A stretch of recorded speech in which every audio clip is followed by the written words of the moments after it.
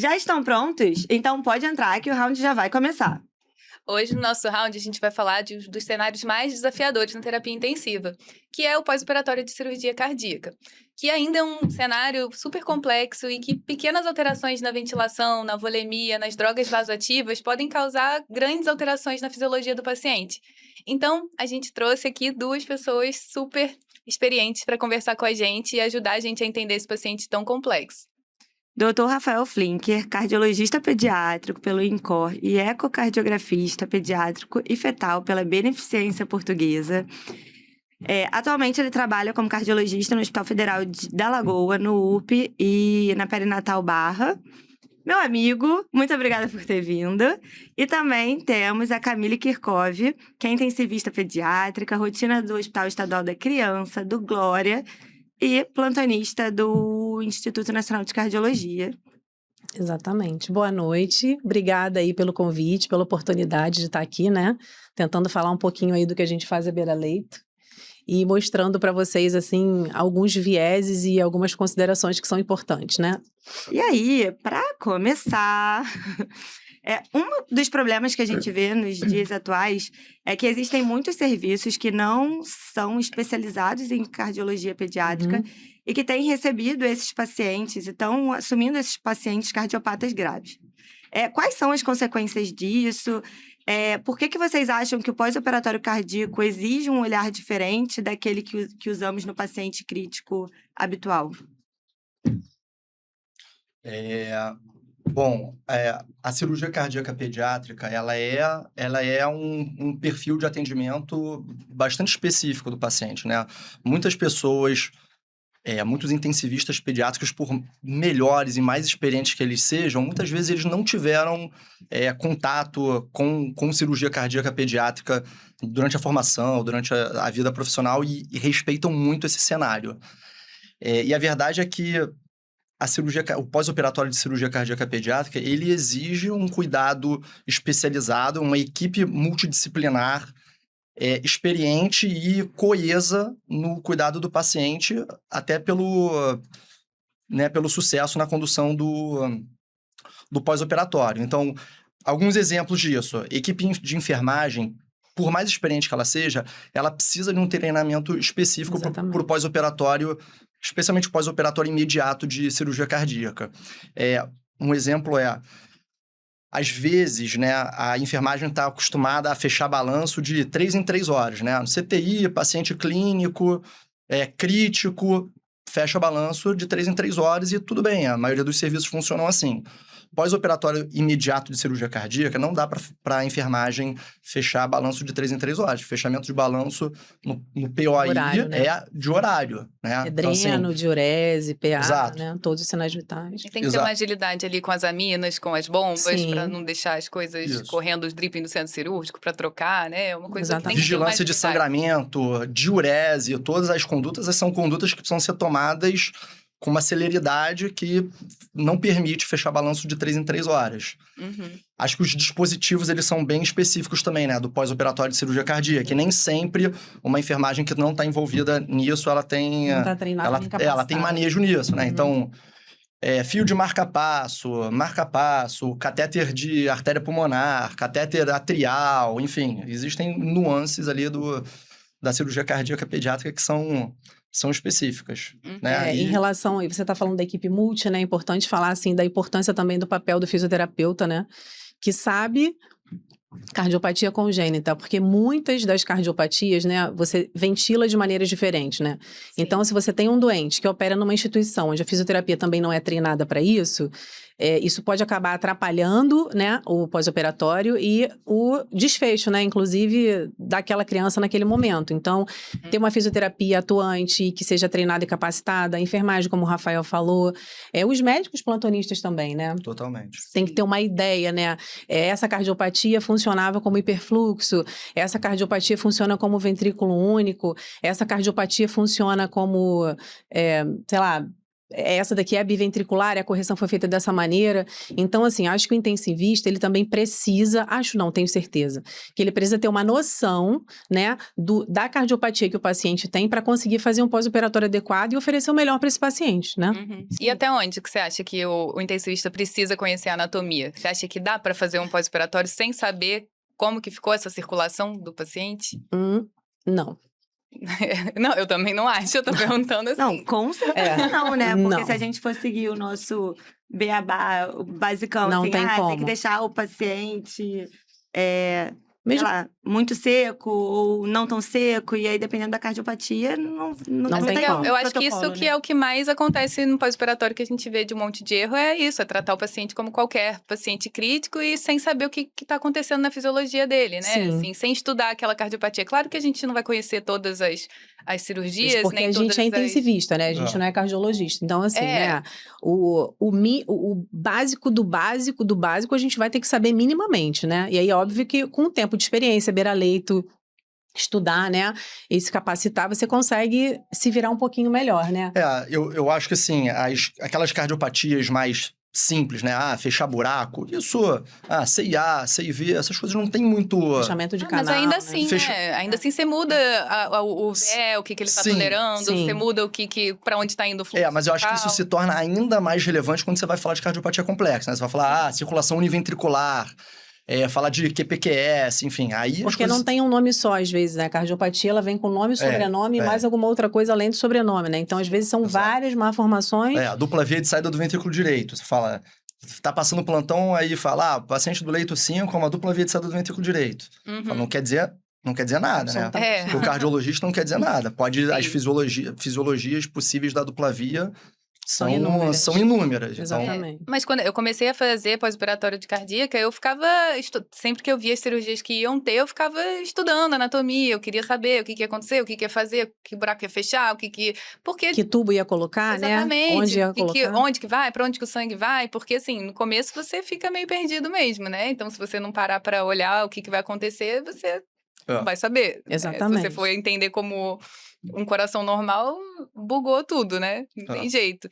Ainda tem o que eu gosto de fazer lá no UP é, se a gente tem alguma cardiopatia, assim, diferente, a gente teve um Glenn lá, aí eu faço um bizuzinho, assim, um resumo, a cardiopatia de base é essa, a estratégia cirúrgica é essa, quais são os principais problemas de pós-operatório, enfim, Tem a como que você apresentação do maneja. caso também, né? Previamente Esse é o cenário aos ideal, né? procedimentos, né? Lá a gente já teve, inclusive, né? Alguns, assim, né? Sim. Que a equipe prepara o caso, passa o caso, quais são as principais propostas, se a proposta vai ser...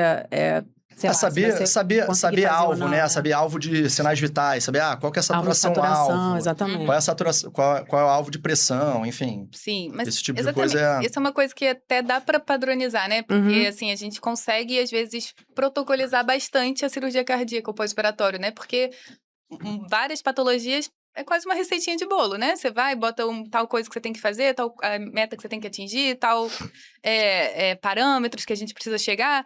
O que vocês acham que pesa mais? Isso, assim, a gente conseguir um protocolo assistencial bom, que a gente consiga fazer as pessoas seguirem direitinho, ou uma pessoa mais experiente que tem anos de pós-operatório e qual é que vocês acham que vai ser mais... Eu vou dar minha opinião muito pessoal aqui, Carol. Eu acho o seguinte, não adianta você também ter anos de experiência se você não se atualiza, não estuda e não presta atenção nas últimas coisas que estão sendo colocadas em voga, né? Obrigada. Então, assim, os protocolos, eu aprendi com uma chefe que eu tive há anos atrás, que, na verdade, os protocolos, eles não são trilhos, né?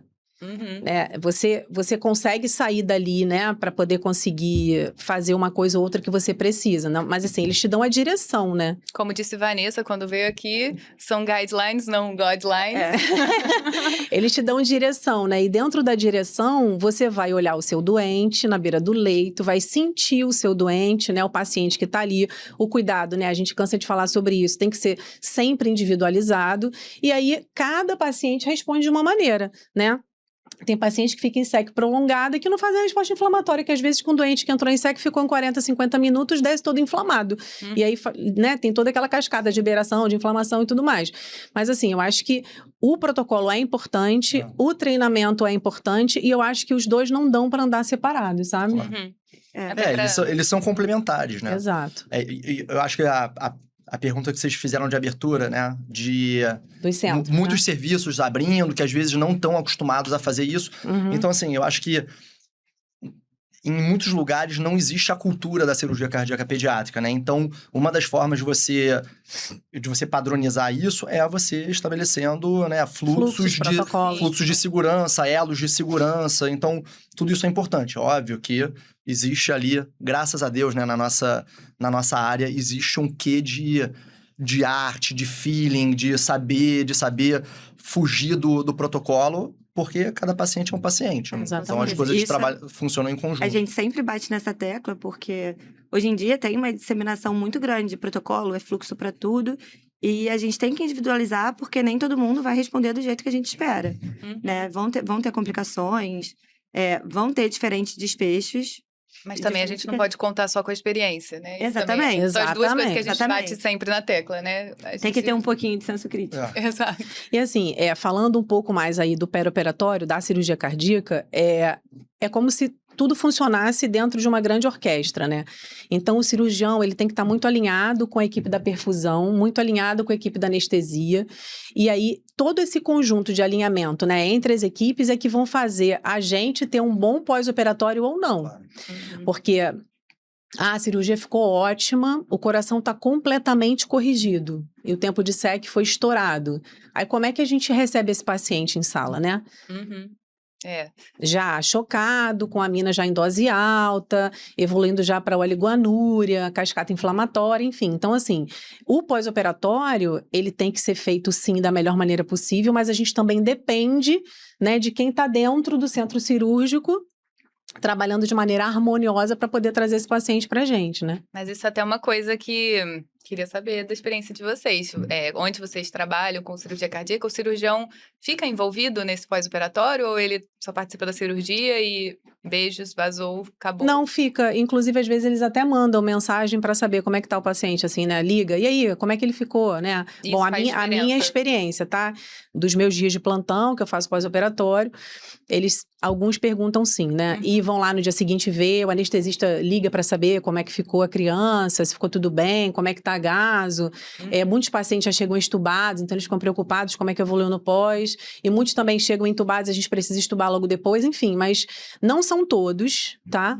Não é uma rotina, assim, de 100% de, vamos dizer, de aproveitamento, mas alguns específicos, eles ligam e mandam mensagem querendo saber realmente como é que ficou o paciente e tudo mais. Sim, é que eu vejo muita diferença de, tipo, eu fiz um fellow de pós-cirurgia cardíaca no Canadá e o cirurgião era muito envolvido em tudo. Então, muito envolvido que ele tinha um monitor na casa dele para o pós-operatório, ligava a cada tantas horas para saber a gaso, para saber a coisa.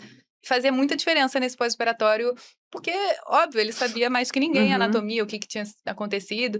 E eu já trabalhei em vários lugares que o pós-operatório, o cirurgião nem aparecia. Não, a gente, se tivesse alguma questão da cirurgia, alguma coisa que a gente precisasse resolver, a gente penava para conseguir que o cirurgião fosse resolver, inclusive. Então...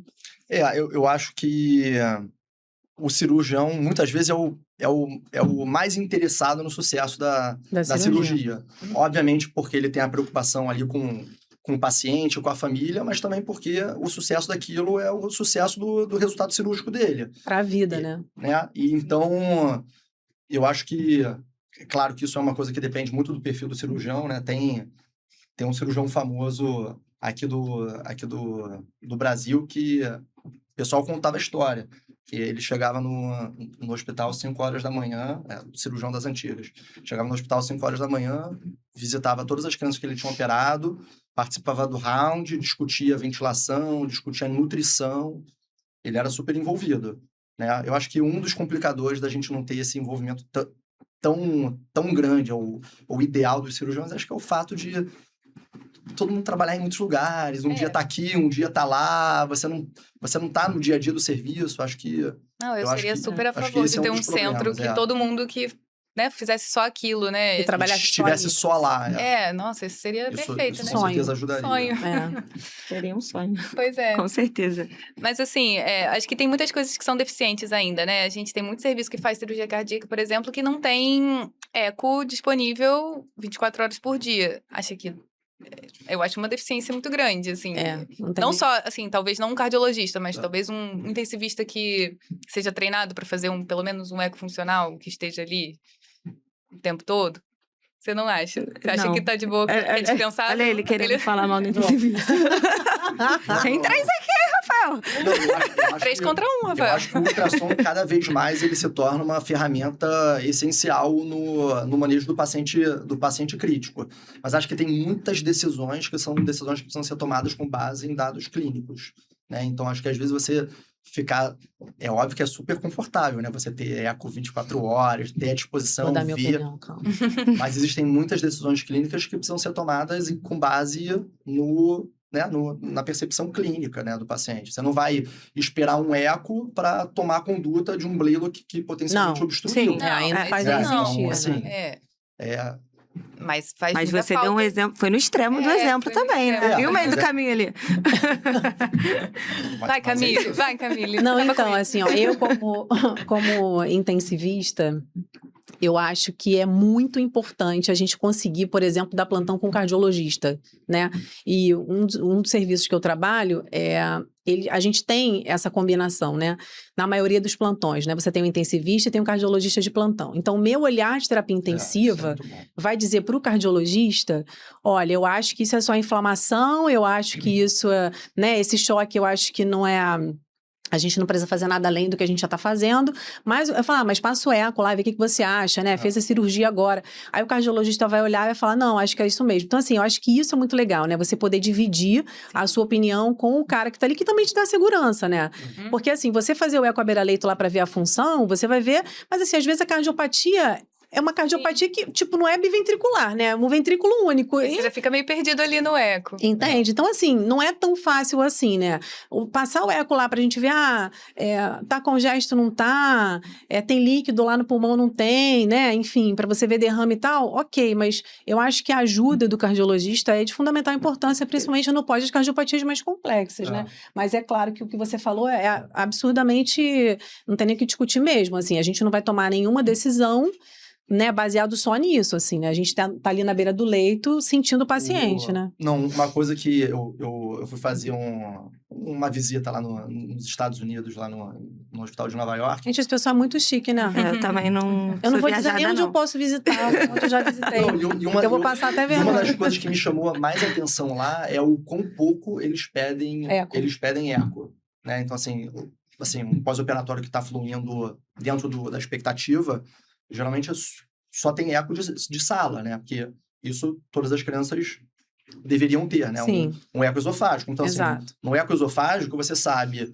se a cirurgia ficou boa, você sabe se tem lesão residual, então se tiver alguma coisa que não Se tem esteja... disfunção, se não tem, né? Exato, se tem alguma coisa que não tá ali, você sabe, ficou, sei lá, uma CIV residual. Então, será que a criança tá fazendo, né, sei lá, hiperfluxo por conta de CIV residual? Enfim.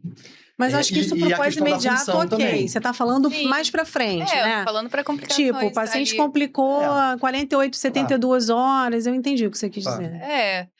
É óbvio, o eco, eu sou ecocardiografista. Não tá vendendo seu peixe muito bem, né? Eu vendo meu peixe sempre. Acho que o eco, ele é fundamental. Só acho que não é realidade a gente ter o eco disponível Em todos os serviços. 24/7, né? Ainda mais porque, geralmente, o eco, ele tá à disposição em esquema de sobreaviso.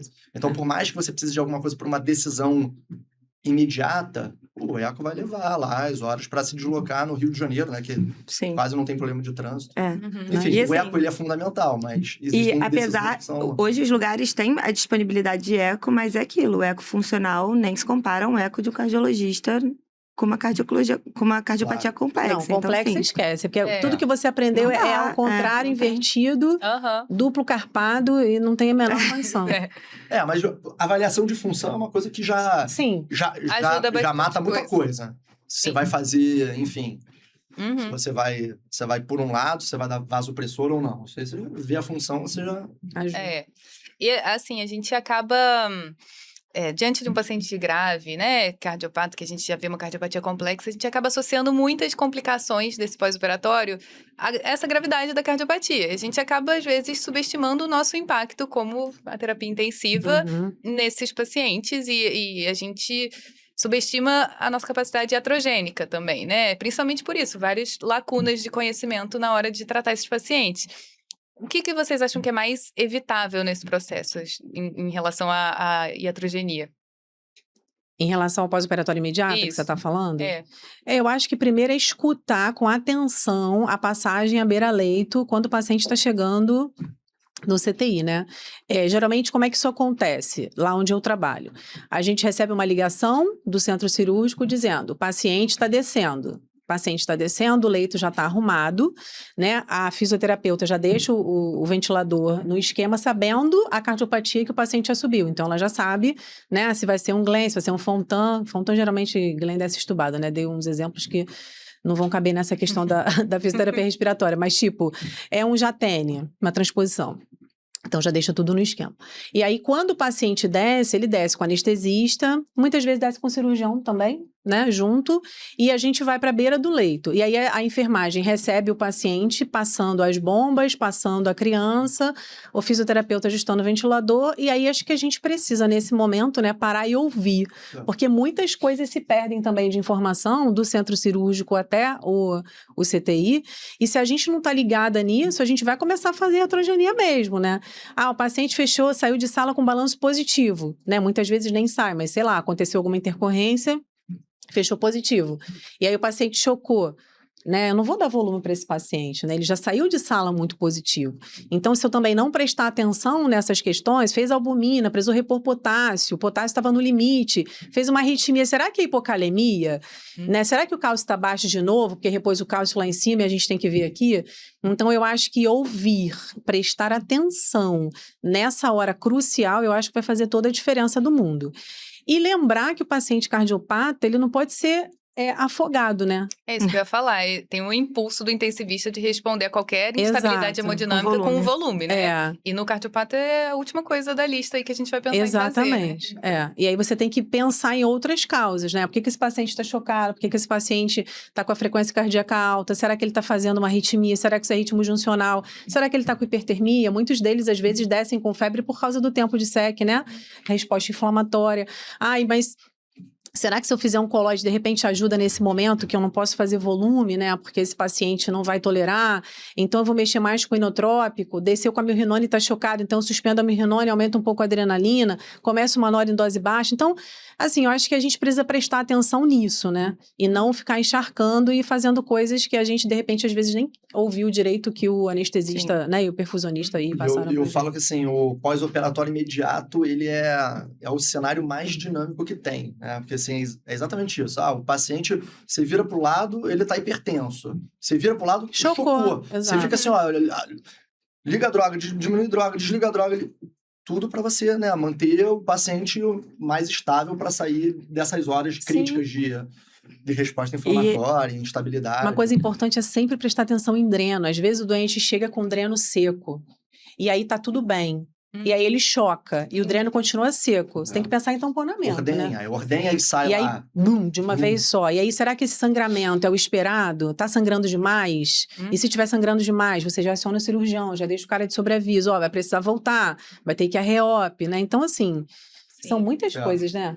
Sim. E assim, eu acho que o que você falou da passagem do centro cirúrgico para a UTI, cara, eu acho que isso uma das coisas mais importantes. É um momento sagrado, né? É um momento que tem que estar todo mundo concentrado, ouvindo, registrando as informações, porque todas as tomadas de decisão conscientes, elas são tomadas baseadas nas informações que você tem ali. Porque o cara vai te passar, né? O tempo de SEC, o tempo de clamp, vai te passar se o paciente fez arritmia, se ele foi chocado, se ele não foi, se recebeu mais volume do que deveria, se recebeu hemoderivado, quais foram os Foi feito hemoderivados, se ele medicação. sangrou demais, né? O que precisou otimizar de droga na sala, o que não. Dispositivo, o dreno tá no mediastino, tá pleuromediastino. Exatamente. Então tem muita informação que você precisa saber pra você... Que parece que, às vezes, quando a pessoa não tá acostumada a ouvir, parece só uma formalidade que você tá passando um pós-operatório normal. Passou as drogas que fez, passou as medicações que fez. Mas se você entende... Se você entende, cada você sabe a relevância de cada uma das informações. Saber se teve lesão residual. Sim, isso é muito saber como que era a função de saída de sala. Uhum. Tudo isso aí vai mudar como você vai conduzir se a intubação foi difícil, Sim. porque se você pega um doente estável, né, com uma gasometria boa, lactato baixo, mas que não conseguiu ser estubado em sala, você vai estubar ali nas primeiras 6 horas de pós-operatório, né, ficando tudo bem. Mas aí se a intubação for difícil e você estuba o doente faz uma... né, você precisa saber também, né, porque a sua reintubação não vai ser fácil. E acontece Então muito já tem que estar isso, né? preparado para isso também, né? Sim. A cirurgia da tarde, entra ali 2 da tarde, o paciente vai descer para Plantão UTI noturno. 7, 8 horas da noite. É isso. Aí você vai preparar o paciente para estubar meia-noite, 1 da manhã. E tem cardiopatia que faz parte do tratamento do manejo Extubação clínico precoce. da extubação precoce. Isso né? eu ia até perguntar antes, vocês não têm rotina de os pacientes chegarem estubados já Sim. do centro cirúrgico? Eu até dei aquele exemplo, mas foi um exemplo né, Aham. que não deveria ter dado. Mas enfim, geralmente eles chegam estubados sim, né? Depende. Pacientes que evoluem bem com Glenn, Sim. Fontan e tudo, eles acabam chegando estubados sim. E na verdade, Seria o nem mundo são ideal, só né? esses, Que não. seria... Ultimamente eu tenho percebido que muitos deles têm chegado, a maioria chega estubado. Sim. Só vem entubado mesmo aquele paciente que complicou mais, que fez Neonato arritmia. geralmente volta entubado. Volta, os pequenininhos, cirurgias maiores, né? Mas a maioria mais prolongado. Que a gente vê que a morbidade é muito menor com o paciente que vem estubado do Sim. centro cirúrgico e os pacientes que não conseguem ser estubados do centro cirúrgico, que conseguem ser estubados precocemente. Sim, Mas que óbvio que a gente não vai estubar um paciente que não tem instável condição. Não tem só como. para garantir Dizer a que estubação. estubou. E essa decisão não é baseada só no diagnóstico da cardiopatia, né? Ela tem todo um contexto por trás, né? Um paciente que veio de casa, né? Que não tinha previamente não tinha nenhuma comorbidade. Só tinha um ventilava CIV. em ar ambiente antes. É um paciente que é favorável. Que é Elegível, diferente, né? isso. Para estubação no centro Diferente do cirúrgico paciente mesmo. que já estava... Entubado, com prostinho dose alta, todo inflamado, né? Mas acho que por isso que vale um protocolo institucional, né? Porque senão todo mundo volta entubado para o CTI, é difícil depois conseguir estubar se o pessoal não tem essa já dinâmica de já organizar tudo. Então, um protocolo que junte, né, o centro cirúrgico com o CTI, né? Que isso esteja harmônico, né? E acho que aquilo que a gente está falando, ter o planejamento do fluxo, né? O que se espera para esse pós-operatório? Se espera isso, olha, extubação precoce, desmame de droga dessa forma, enfim. Isso aí você saber, né, o que esperar do pós-operatório, ele te ajuda a nortear de que forma você quer conduzir aquilo. Com certeza. Com certeza. Mas assim, acho que houve uma mudança aí com o protocolo, né? O ERAS aí de bastante tempo para cá. E isso tem melhorado bastante o impacto do pós-operatório nessas crianças, assim. Então, o que eu vejo, né, no meu dia a dia, quando eu tô lá no hospital, obviamente, os pacientes, né, que estão bem para ser estubados, eles já chegam estubados, assim, dando para estubar na sala, eles já estubam na sala. A gente praticamente não faz mais no pós-operatório fentanil infusão contínua para praticamente nenhum deles. O que a gente faz é otimizar dipirona, anti-inflamatório e às vezes o Precedex para ajudar um pouquinho ali na analgesia. E aí, às vezes, 48 horas depois, estando tudo bem, tira adreno e vai para enfermaria. Uhum. Então, eu acho que isso melhorou muito nos últimos tempos a evolução do pós-operatório, né? Eu tava ouvindo um podcast que tem, não sei se vocês já ouviram falar, o Pete Hart, que é do médico lá de Nova York. Ai, gente, vem ele com a chiqueira. Nova York. É lá do Mount Sinai, lá foi onde eu passei 2 semanas. Aí ele faz é legal o podcast, ele faz revisão dos últimos artigos que foram lançados, aí entrevista os autores, enfim. Aí ele entrevistou um cirurgião lá do Canadá, do SickKids, que estava mostrando que eles estão criando um fluxo de cirurgia mini-tóraco, né, para tipo CIA, enfim, algumas doenças. Para diminuir a mortalidade. Que a criança ela recebe alta do centro cirúrgico, faz um RPA e vai direto para a enfermaria. Eles estão fazendo isso. O paciente não passa pelo CTI. Tem E a criança- pós-operatório que daria até, né? E a criança vai de alta em, sei lá, 48, 72 horas o paciente está em casa, pós-cirurgia Isso é cardíaca. incrível, né, gente? Muito legal. Não, é outro mundo. outro muito. mundo. A gente vai Lá demorar eles muito ainda pra trabalham chegar com, lá. né, Acho que poucos anos aí, mas 60 volume, Talvez. volume cirúrgico muito alto, né? Uhum. Fazem, sei lá, tá vendo? Faz 20 cirurgias cardíacas por dia em alguns desses serviços. É outra realidade, né, gente? Mas é isso, eu acho que é isso. Tudo faz em grandes centros, É né? isso, é. Aí, concentra. Se a gente fizesse todas as cirurgias do Rio de Janeiro num centro só, também Com faria isso certeza, tudo, né? é. Então, aí todo mundo teria essa mesma experiência e conseguiria agilizar as coisas, né? Seria legal. E você iria ser um dos caras entrevistados também. Pois é. Aí você ia falar isso aí depois o pessoal falou, falei com o Flinker no Rio de Janeiro. É. Ele falou que a experiência dele é... E aí, assim, a gente, voltando no pós-operatório imediato, no paciente com instabilidade hemodinâmica, vocês acham que cabe fazer furosemida ou não? Vocês acham que comprometeria ainda mais a hemodinâmica? Como que é isso? Assim, eu trabalho com 2 tipos de cardiologista, né, Rafael? Em um lugar e no outro lugar. Então, assim, eu acho que tudo depende muito de como vai estar o paciente naquela hora mesmo, né? Um paciente que está chocado, vai fazer sentido você fazer furosemida naquela hora? Não, né? Uhum. Então, assim, a gente tem que pensar e analisar.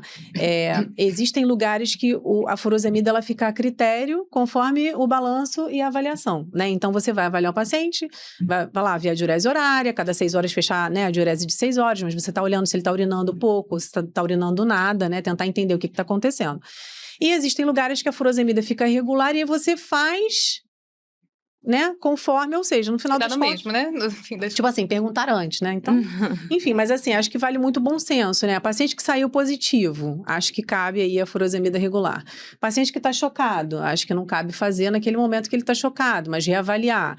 Se o paciente tá zerado, não tem nenhum sinal de congestão, nenhum sinal de hipervolemia, gasometria ok, aí você vai fazer a furosemida para poder espoliar, ele faz Sim. hipocalemia, aí desidrata, aí faz acidose metabólica, né? Não sei o que você acha.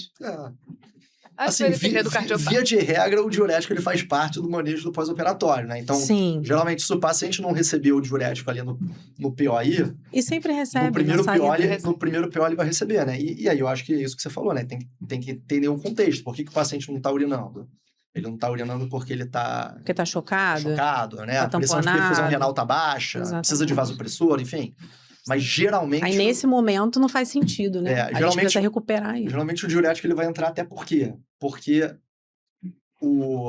Extravasamento, resposta inflamatória. E o que o paciente ele recebe de veículo no pós-operatório, em geral vai ser um volume alto, porque ele está recebendo HV, está recebendo dripping das drogas, dripping de sedação. Então, é um paciente que, se você não conseguir zerar, negativar o balanço dele, é um paciente que ele vai acumular volume Muito rápido. de uma forma muito rápida. Mas assim, Isso essa aí parte... vai ter efeitos deletérios. Não, ali com certeza. Mas essa parte a gente nem contesta, assim. Acho que a pergunta foi mais no caso do paciente talvez chocado, com instabilidade. Acho que é isso, né? Sentir um momento, recuperar o paciente, recuperou do choque, melhorou a PA, já tem uma cabeça de... Eu acho de que é pressão porque aqui. talvez muita gente ficou com medo de fazer furosemida nesses momentos de um pós-operatório, porque tá ali ligado, talvez, no paciente com choque séptico, que você Sim. faz uma furosemida na hora que ele tá ali ainda inflamado, e aí ele piora do choque, porque aí ainda não tá com o vasopressor otimizado. Eu acho que talvez o raciocínio ali no pós-operatório da cirurgia cardíaca seja um pouco completamente diferente, né? É. Porque é um paciente que já tá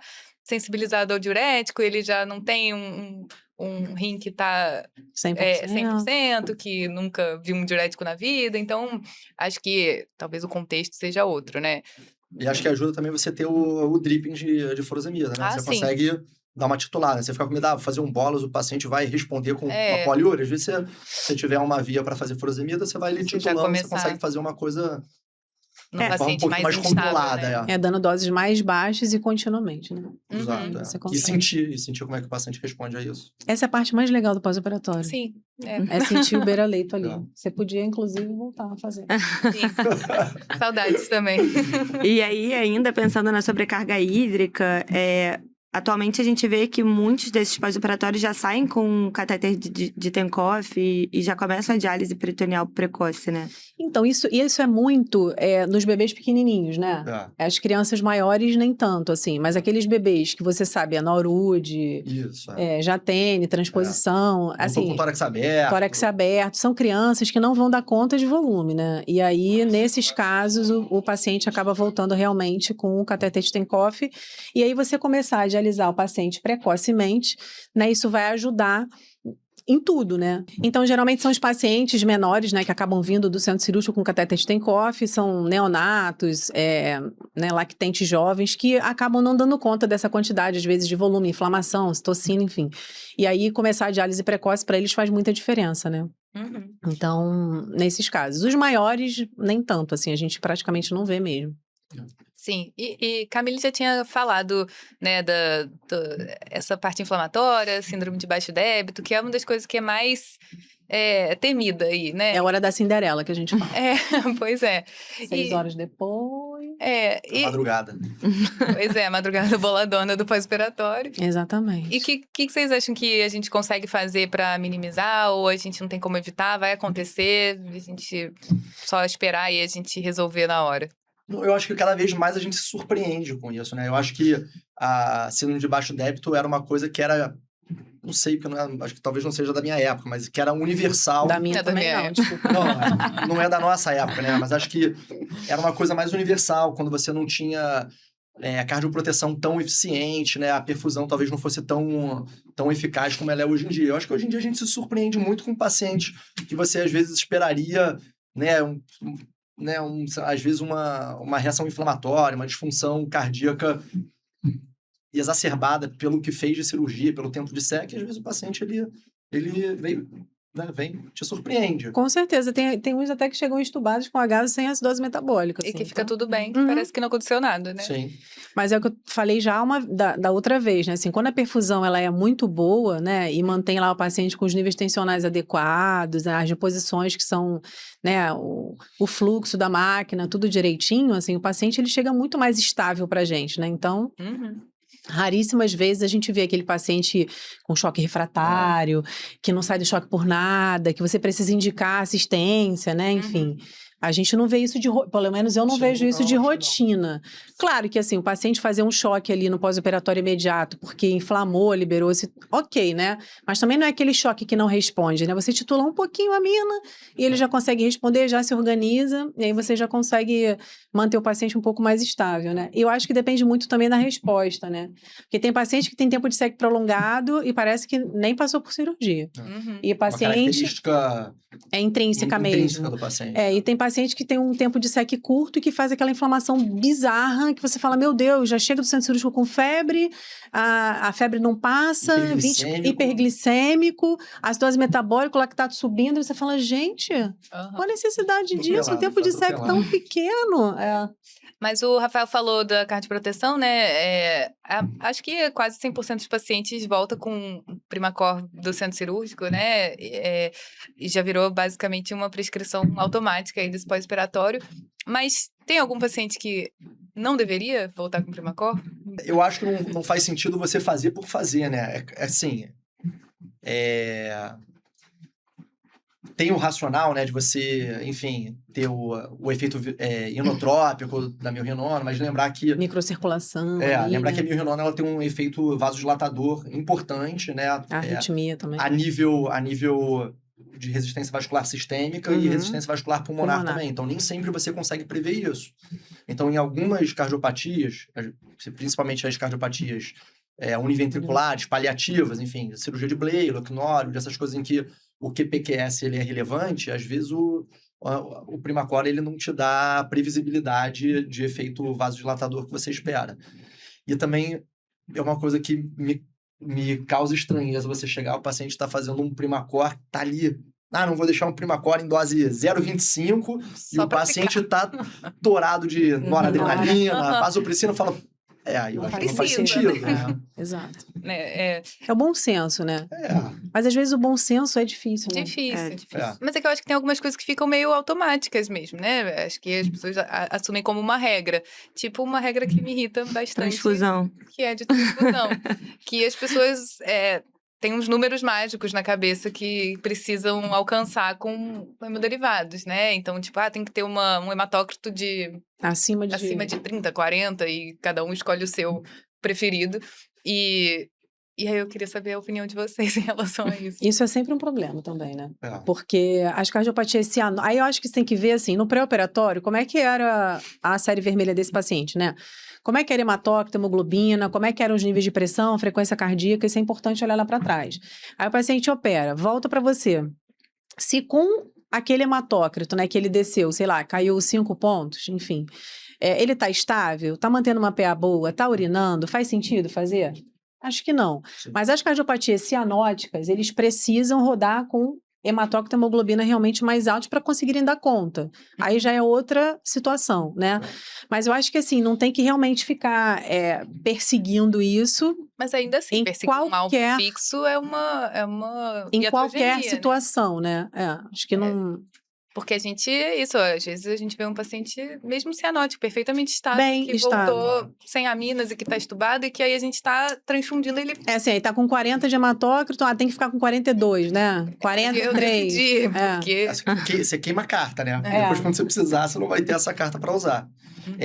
Um parênteses é que muitas dessas cardiopatias complexas univentriculares são pacientes que são possíveis candidatos para transplante no futuro. Exatamente. Né? Então, se você fica E já são polissistêmicos também. Se você fica transfundindo o paciente de forma indiscriminada, muitas vezes você está ali sensibilizando o paciente eventualmente, quando ele for para transplante, às vezes ele Vai ter um monte de anticorpo. ele vai ter, exatamente, vai ter desenvolvido ali um monte de anticorpo, né, que, enfim, que atrapalha ele ali na elegibilidade para receber aquele coração que se tornaria disponível para ele. Então, Uhum. isso também é uma coisa relevante. Sim. E em relação à ECMO no pós-operatório, quais pacientes vocês acham que se beneficiam mais dela? Tem algum perfil específico que vocês... É que, assim, saindo de sala já em ECMO, ou você fala na gravidade? Assim, Na tipo, gravidade. o paciente chegou... tá.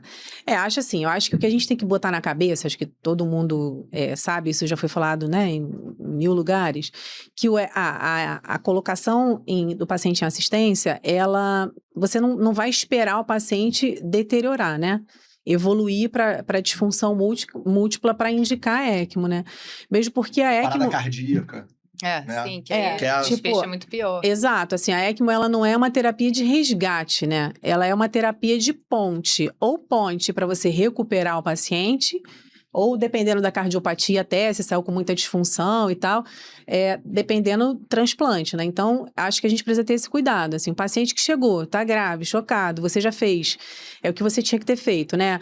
Fez lá, otimizou a amina, tava anêmico, você transfundiu, você fez um pouquinho de coloide, tentou ajustar, achou que o choque era um choque misto, enfim, não resolveu, já liga para a equipe, né, da cirurgia, já liga para a equipe da rotina, e aí eles entram em contato com o time de ECMO, e aí eles avaliam o caso para poder colocar, né, de maneira precoce, para você poder conseguir tirar o quanto antes E às também, vezes né? vale mais a pena a gente já indicar ECMO precoce que continuar subindo a amina indefinidamente, que a gente já Não, tá aí você acaba destruindo. acabando com e tudo, né? Porque aí normalmente você acho faz que nunca hipoperfusão, acontece, né? Tecidual, aí você faz hiperlactatemia, aí você faz acidose metabólica, aí o rim para de funcionar, aí o paciente já entra num estado já muito pior, né? E já entra para resgate, e aí a gente sabe que o desfecho da ECMO também não é ruim. favorável, né? Pode até dar certo, mas é ruim, né? Com muita morbidade, Sim, né? Com exato. Muitas complicações, muita complicação, insuficiência É. renal, aí às vezes algum dano neurológico, alguma discrasia. Não são todos os serviços, né? Sobrevida que tem, muito mas- baixa de ECMO é um mau indicativo, né? Que ele, Botou tarde às vezes, aponta demais. pra isso, aponta É. que Indicou tá tarde demais, sendo né? indicado muito tarde. Isso é bom vocês reforçarem, porque a gente tem uma tendência a esgotar todas as possibilidades, chegar no limite do limite para botar o paciente em ECMO, E né? não é o contrário, né? Assim, você chega no limite que não dá mais para aumentar. E aí você fala, não dá mais, chega. O paciente não vai responder mesmo, então acho que tá na hora de indicar. E muitos pacientes também que não saem de bomba, eles já descem ECMO, né? Ah, sim. E aí, não tá saindo, coloca em ECMO na sala e já desce. e Eu fica em tenho um ECMO. número, né? É assim, um paciente que que evoluiu com disfunção ventricular Uhum. e você está titulando adrenalina. Você está titulando adrenalina acima de dose beta, é sinal de que esse paciente... Ah, não vai responder. Assim, aumentou... sim.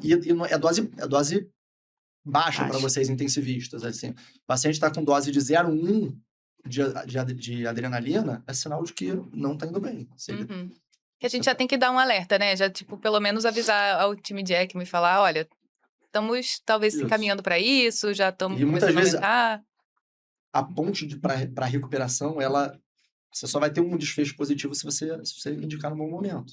É assim, Porque o paciente com disfunção, ele vai ali dilatando o ventrículo esquerdo, pressurizando, você não tem pressão de perfusão sim. do miocárdio. E aí o paciente, ele entra num ciclo num ciclo vicioso de piora de função que você precisa interromper Resolver, de alguma né? forma. A gente às vezes chega até mais, né? 0,15, 0,12, né? 0,18, volta um pouquinho, mas é aquilo, né? Tudo muito dinâmico. O paciente respondeu, você vai começar a cair, porque a ideia é diminuir, né? Exato. Assim, não é porque você chegou a 0,15, 0,18 que você falou, opa, não, né? São Uhum. muitos fatores que Não, levam você a pensar em indicar a assistência para um paciente, né? Entender o contexto, né? Exato. Entender o contexto.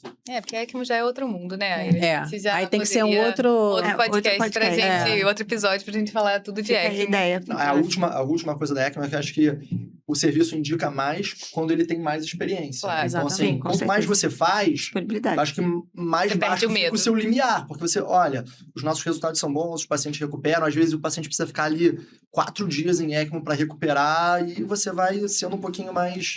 E não vira um bicho de 7 cabeças, né? Sim. Exato. O paciente em ECMO dá muito menos trabalho do que o paciente que não tá em ECMO, inclusive. Muito mesmo. Quando não tem, né, sangramento, nenhuma dessas complicações. Depende do paciente. né? Não, mas Sim. quando não evolui para aquela cascata de coagulação Claro, vascular claro. disseminada, né? Você tá falando No do geral, paciente no redondo, geral. assim, No geral, ele tá entrou, mais melhorou, maduro. vai Ele tá sair, né? melhorando. Uhum. Olha, infelizmente, nosso tempo está acabando. Ah. Que a plaquinha já está subindo. Então, vamos já caminhar para nossa reta final. E aí, eu queria saber se existe alguma prática que vocês aprenderam durante a formação e hoje acreditam, assim, que deveria ser abandonada no pós-operatório cardíaco. Eu vou dizer que não, porque eu sou jovem. Você tá muito atualizada desde sempre. Muito. Então, assim, eu não... Mas em relação à parte... Nos de cuidados droga. do pós-operatório, droga... Alguma coisa que você fazia que você não faz mais? Ou... Eu até citei já nessa coisa de ficar enfiando fentanil no paciente pós-operatório para controle de dor, por exemplo, né? Isso daí a gente não faz mais mesmo. Então, usar midazolam pós-operatório, como antigamente fazia midazolam, fentanil, muito, muito, muito tempo atrás, né, gente? Não sou tão jovem assim, mas também não faz mais, né? Enfim, usar menos benzodiazepínico, não usar fentanil, De repente, alguma coisa que controlador. você recomendaria para algum intensivista que está começando aí na cirurgia cardíaca, no pós-operatório, para fazer? Estudar. Entender. É sempre bom, né? Estudar é importante. Entender a fisiologia, né? Então, assim, Estudar. saber o que aquele paciente tem, né? Entender de que forma que você maneja isso. E eu acho que quem está conduzindo o caso, né? A UTI, enfim, o cardiologista assistente ou rotina da UTI, ele tem que ser muito ativo na busca pelas possíveis causas daquele caso não estar evoluindo, né? Então, assim, um paciente com, sei lá, pós-operatório de Glenn, que vai mal, falhou extubação, não satura no alvo, você tem que ser ativo na busca por lesão residual, né? E isso, né, que a gente tem um conceito agora de heart team, né? Cardiologia pediátrica, cirurgia cardíaca pediátrica não se faz com uma pessoa só. É impossível. Você precisa de toda uma equipe. Você precisa do cirurgião, você precisa do hemodinamicista, você precisa do cardiologista clínico, às vezes você precisa do arritmologista, você precisa do radiologista que lauda angiotomografia. Então, é realmente uma orquestra. E você precisa ser ativo na busca dos problemas, né? Então, às vezes, o paciente tem, o Glenn lá que eu estava falando, tem uma estenose de artéria pulmonar que o eco não vê. E às vezes não vê mesmo, né? Mas aí tem que fazer porque tem limitação de janela. Às vezes é uma uma estenose ali um pouco mais distal, que não tá ali no lugar que você consegue ver. Às vezes você precisa de um método complementar para tratar aquilo. E às vezes é aquilo. Você trata, bota no CAT, resolve aquilo, cara, o paciente, ele voa, né? Voa. E se você não resolve isso, você fica ali, né, fazendo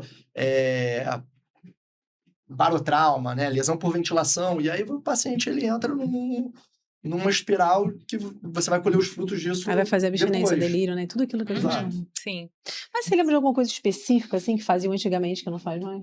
Não, eu sou muito jovem. É um bebê. Ele é um bebê, né? É um Ele veio bebê. direto de Nova York, tá muito doido. Ele não tem nada que ele fez. Não, mas eu acho que você deu um bom exemplo. Acho que sedar demais. Acho que eu sedar acho demais que é uma coisa. a gente não- acho que sedar demais é uma coisa que é muito nociva. Assim, a gente tá falando de pós-operatório imediato, né? Claro que existem aqueles casos que passa do imediato, Claro. paciente que complica, que já aí vira exceção, né? Paciente que infecta, faz infecção de ferida, mediastinite, enfim, não sai da ventilação, e aí é outro esquema, né? Mas no imediato, aí você vai ter que sedar mesmo, aí você vai ter que usar benzodiazepínico mesmo, né? Até pra você poder garantir outras Claro. coisas em dose mais baixa, enfim, tudo que a gente já sabe do CTI. Mas essa coisa de você sedar menos o paciente no pós-operatório, eu acho que foi um divisor de águas mesmo, assim. De recuperação, de giro de leito, de alta precoce, assim, alta precoce, mas uma alta mais rápida do que a gente dava antes, né? Diminui o tempo de internação. Muito, é. Uhum. Aí diminui, né? É. Chance de infecção e tudo. Gente, foi um prazer. Eu podia ficar conversando disso Já acabou. pra sempre. Passou mas- rápido. Obrigada por terem vindo. Voltem sempre. Foi ótimo, obrigada aí pela oportunidade. Foi um prazer. Obrigado Muito pelo tempo convite. que eu não vi o Rafael, né? Caramba. Reunindo intensivamente. É. Obrigada, Foi gente. ótimo. E até o próximo round. Até.